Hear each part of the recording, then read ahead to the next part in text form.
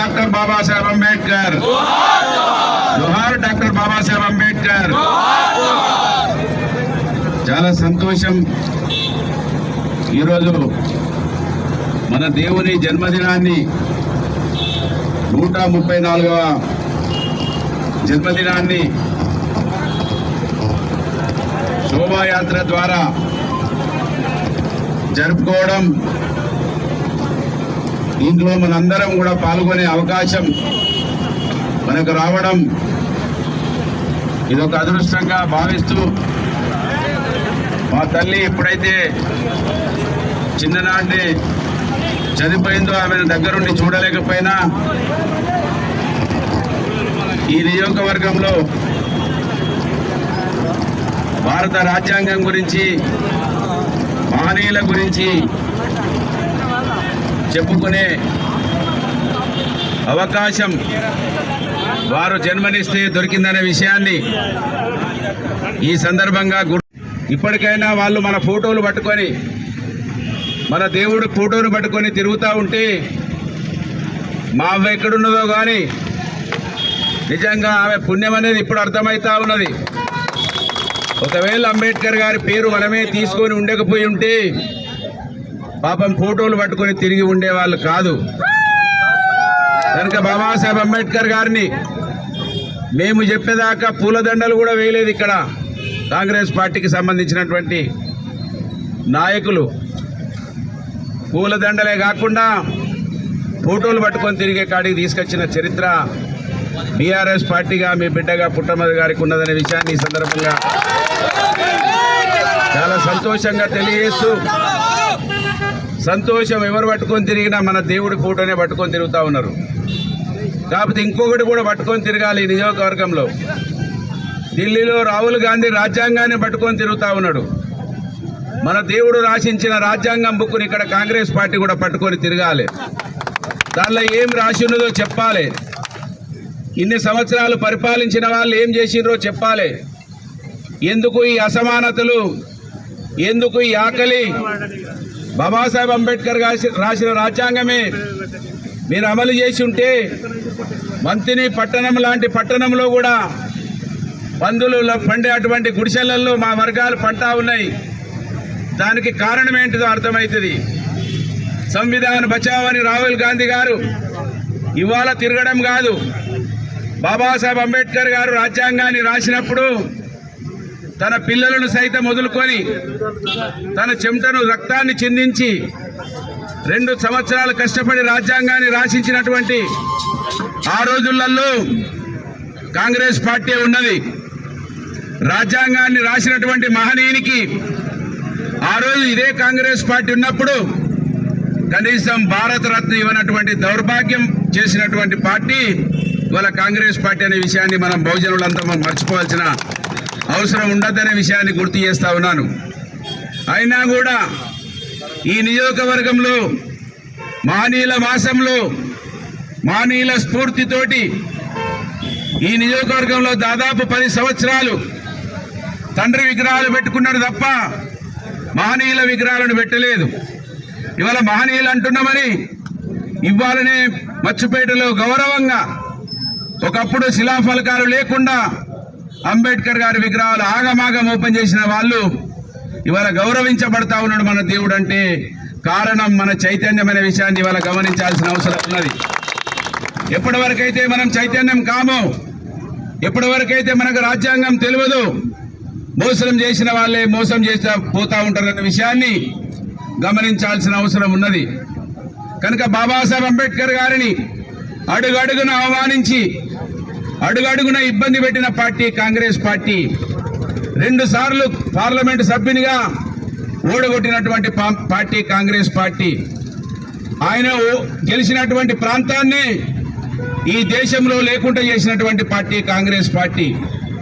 ఇవాళ అదే పార్టీ అంబేద్కర్ గారి ఫోటోలు పట్టుకొని తిరుగుతూ ఉంటుందంటే కారణం ఆయన ఇచ్చినటువంటి ఓటుకు ఎంత విలువ ఉన్నదో మనకు అర్థం కాలేదనే విషయాన్ని మనం గమనించాలి.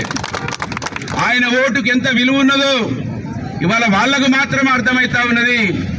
ఆ ఓటు విలువ మనకు అర్థం కాకపోవడం వలన ఈ అంబేద్కర్ చౌరస్తల్నే మాట్లాడినటువంటి ఇవాళ మన ఎమ్మెల్యే కావచ్చు, ఇవాళ మేనిఫెస్టో రాసి ఆ మేనిఫెస్టోను తూట్లు పడిచి అదే మేనిఫెస్టోని ఇవాళ గొప్పగా చెప్తుంటారంటే కారణం ఇదే రాహుల్ గాంధీ.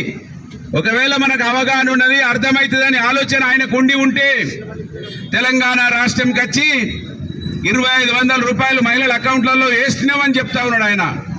25 పైసలు వేయకుండా 2500 రూపాయలు వేస్తున్నామని చెప్పిండు ఆయన. అంటే కారణం ప్రజలకు ఏమి అర్థమైతలేదు. మళ్ళా మేమేదో ఫోటో పట్టుకొని పోతున్నాం, తెల్ల ఇస్త్రీ లేని అంగీలు వేసుకొని ఓట్లప్పుడు పోతున్నాం, గప్పుడే పైసలు తీసుకొని వస్తున్నాం, ప్రజలు నమ్ముతారనే ఒక ఆలోచన వాళ్ళకు ఉన్నదనే విషయాన్ని మనం అందరం కూడా గమనించాలి. కనుక ఇవాళ బాబాసాహెబ్ అంబేద్కర్ గారు అర్థమైతే మనకు ఓటు విలువ అర్థమవుతుంది. ఈ ఓటు విలువను ఆ రోజే మనకు చదువులు ఇచ్చినటువంటి మహనీయులు మహాత్మా పూలే దంపతులు, వాళ్ళ గురించి వీళ్ళందరి గురించి మనకు ఎప్పటి వరకు అయితే అర్థం కాదు, అప్పటి వరకు మోసం చేసిన వాళ్ళు ఎప్పుడు కూడా అలసిపోరు, మనల్ని మోసం చేస్తూనే ఉంటారనే విషయాన్ని ఇవాళ చాటి చెప్పాల్సిన అవసరం ఉన్నది. కనుక చాలా సంతోషం. ఇవాళ అంబేద్కర్ గారిని పూజించక తప్పడం లేదు. ఇష్టం ఉన్నా లేకపోయినా ప్రజలకు దగ్గరైతా ఉన్నాడు. ఇవాళ ప్రపంచ మేధావి మా అంబేద్కర్ అనేది ముఖ్యంగా మా బీసీలకు ఇప్పుడు అర్థమైతా ఉన్నాడు. మా బీసీలకు దూరం చేసి రాజ్యాలు వెళ్తున్నటువంటి నాయకులకి ఇప్పటికైనా అర్థమవుతున్నందుకు చాలా సంతోషంగా ఉన్నదనే విషయాన్ని వాళ్ళ కేసీఆర్ గారు ఏదైతే 125 అడుగుల విగ్రహాన్ని నెలకొల్పి దేశానికే ఆదర్శంగా నిలిచిండ్రో, ఈ నియోజకవర్గంలో మహనీయుల విగ్రహాలు నెలకొల్పి అదే రీతిన అందరి గుండెల్లోకి వెళ్తా ఉన్నామనే విషయాన్ని కేసీఆర్ గారి నాయకత్వంలో ఆ విషయాన్ని కూడా గుర్తు చేసుకుంటూ, ఎవరు ఏమి చేసినా, ఎన్ని ఇబ్బందులు పెట్టినా, ఎన్ని కష్టాలు పెట్టినా ఏదో ఒక ప్రయత్నం చేసి పూర్తిగా అంతమొందించాలని చూసిన అంబేద్కర్ సాక్షిగానే ఈ ప్రజల కోసం ఈ చివరి రక్తబొట్టు వాళ్ళ కోసమే ఉంటుందనే విషయాన్ని ఈ సందర్భంగా మళ్ళొకసారి గుర్తు చేస్తూ, ఖచ్చితంగా ఇప్పటికే పోయినసారి 15 మంది దీక్ష తీసుకున్నారు. మహనీయుల దీక్ష ఈసారి 45 మందికి చేరింది. చాలా మంది మా అగ్రవర్ణాలలో ఉన్నటువంటి మా నాయకులు కూడా తీసుకున్నారు. చాలా సంతోషం. మా నాయకులు ఇవాళ చాటి చెప్తా ఉన్నారు, అంబేద్కర్ అందరి వాడు. ఇవాళ నేను జడ్పీటీసీ అయినా సర్పంచ్ అయినా ఆయన రాసిన రాజ్యాంగమే. ఆయనే లేకపోతే ఇవాళ మేము రెడ్డి కావచ్చు, వెలుమ కావచ్చు, బ్రాహ్మణ్ కావచ్చు, కానీ మాకు కూడా చదువు ఉంటేనే, మేము కూడా ఇన్కమ్ ట్యాక్స్ కట్టి ఉంటేనే, మాకు కూడా భూమి ఉంటేనే ఓటు ఉండాలని కాంగ్రెస్ పార్టీ కోరితే, కానీ ఆ దేవుడు అంబేద్కర్ అందరికీ ఓటు ఉండాలని ఓటు ఇచ్చినటువంటి దేవుడు అనే విషయాన్ని ఇవాళ మా నాయకులు గమనించి బాబాసాహెబ్ అంబేద్కర్ గారిని అర్థం చేసుకుని దీక్ష తీసుకున్నందుకు వారికి శిరస వంచి ధన్యవాదాలు తెలియజేస్తా ఉన్నాను. ఈ దీక్ష ప్రతి సంవత్సరం ఇంకా పెరుగుతూనే ఉంటుంది. మహనీయులను స్మరించుకుంటూ ముందుకు వెళ్ళడమే ఉంటుందనే విషయాన్ని గుర్తు చేస్తూ, ఈ కార్యక్రమాన్ని దిగ్విజయం చేయడానికి విచ్చేసిన మా నాయకులందరికీ కూడా హృదయపూర్వకంగా ధన్యవాదాలు. ఇక్కడ నుండి మన అంబేద్కర్ చెరువుకి వెళ్తాం. అక్కడ కూడా మన అంబేద్కర్ గారికి బుద్ధునికి విగ్రహాలకి పూలమాలలేసి మన ఆరేపల్లి కుమార్ గారు పాపం ఆయన తీసేసిర్రు. మున్సిపల్ వైస్ చైర్మన్ గా ఉంటే కళ్ళల్లో కారం పోసుకున్నారు. ఒక దళితుడు, ఒక మాదిగ బిడ్డ ఎట్లా మా కుర్చీలో కూర్చుంటాడని. ఆయన వల్ల మీ అందరికీ కూడా మంచి మటన్ భోజనం పెడతా ఉన్నాడు. కనుక అందరూ కూడా ఇక్కడి నుంచి అక్కడికే రావాలని మీ అందరికి కూడా విజ్ఞప్తి చేస్తూ సెలవు తీసుకుంటా ఉన్నాను. జై హింద్, జై తెలంగాణ, జై భీమ్.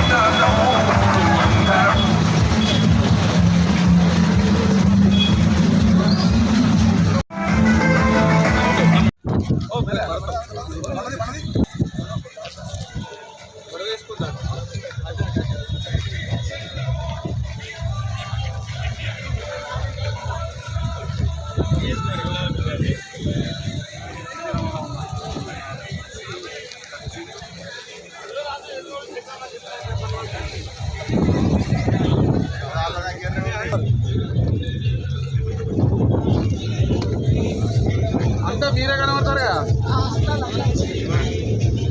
ఎవరు కనబడాలి, అన్ని మీరే కనబడతారండి. రావాలి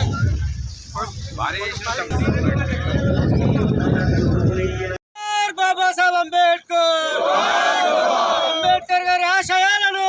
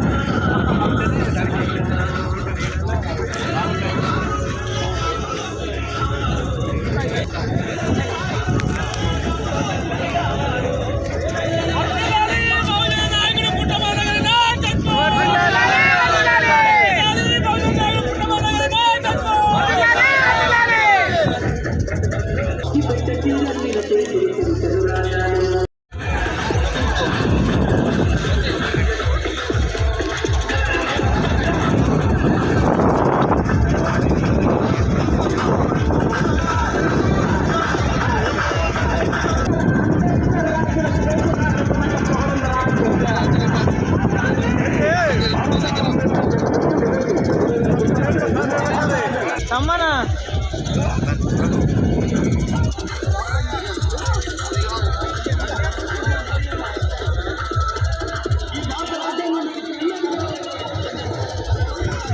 బాగా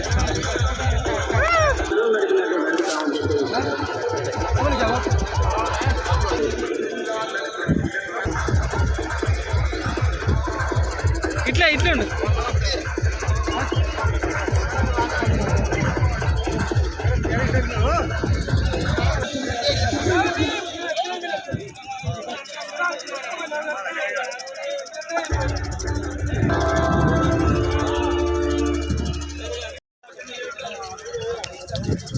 వెనక జరుగురే మీరు వెనక లేరు తలకాయ పడకుండా అందుకెళ్ళి అందరికెళ్ళి కాదు ముగ్గురునే తీసుకుంటావా?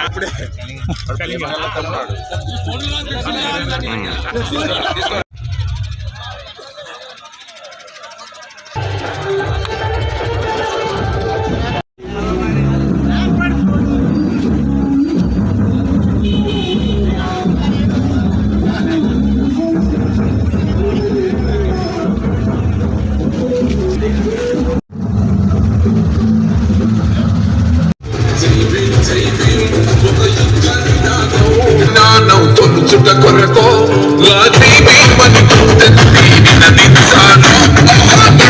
బహుజనులంతా ఏకమవ్వాలో అడుగడుగున జాతి కొరకు కోరినవాడు జనదోసలనే తగినవాడు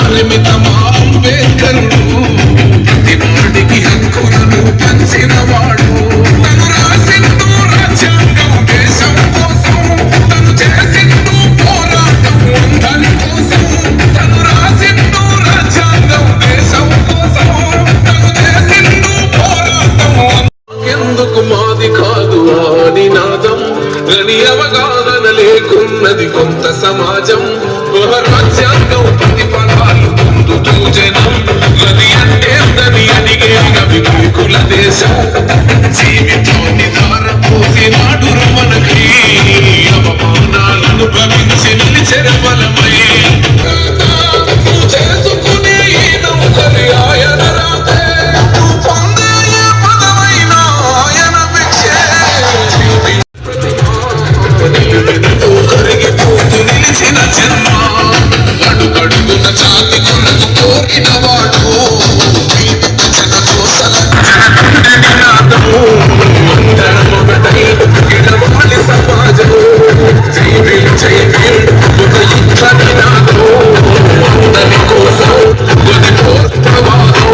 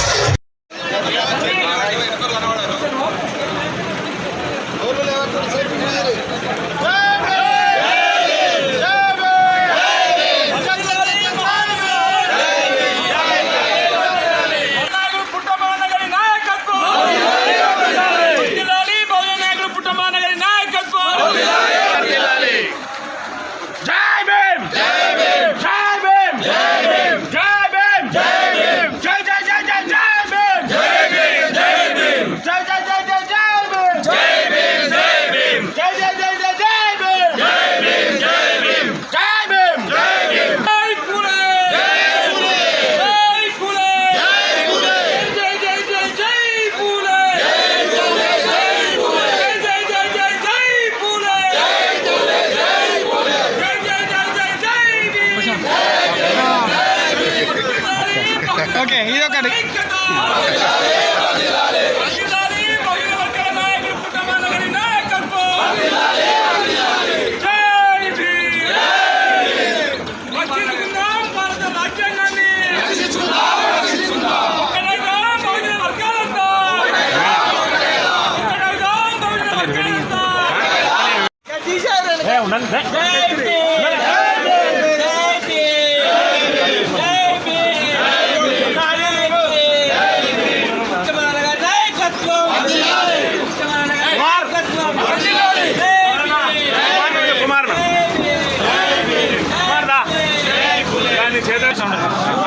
రెండు కుర్చీలు పెట్టి పెట్టు